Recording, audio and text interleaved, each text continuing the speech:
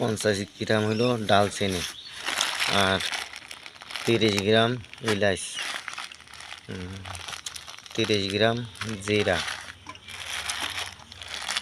10 গ্রাম শামরিচ, গোলমরিচ 10 গ্রাম, কাবাব চিনি 20 গ্রাম, 4 পিস জয়ফল, 10 গ্রাম জয়ত্রী,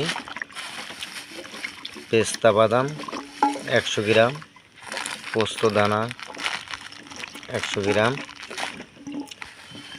আলু বকরা 250 গ্রাম,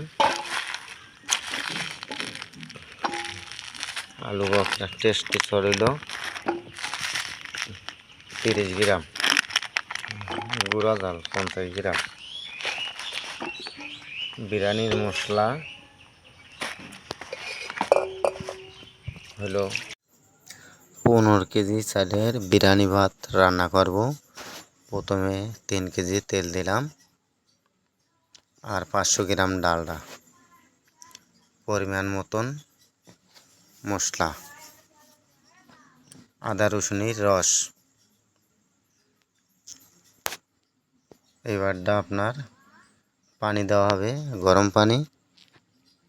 15 কেজি চালের বিরিয়ানি রান্না করব।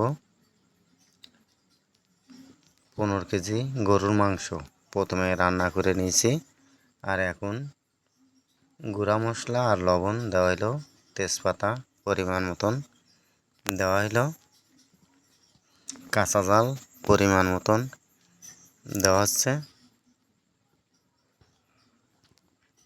সুন্দরভাবে পানিটা যখন ফুটে যাবে তখন চাল এইভাবে ধুয়ে দিয়ে দিচ্ছি।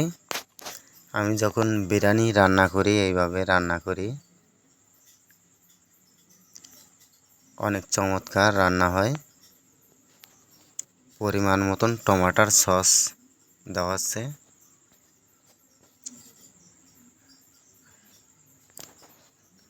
3 কেজি টক দই দিচ্ছি।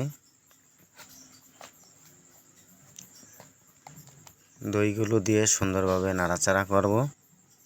এই যে আপনার বিরিয়ানি ভাত প্রায় রান্না শেষের পথে। এখন মাংস দিয়ে দেব। প্রথমে মাংসটা রান্না করে নিয়েছি, এবারে মাংসটা দিয়ে দেব।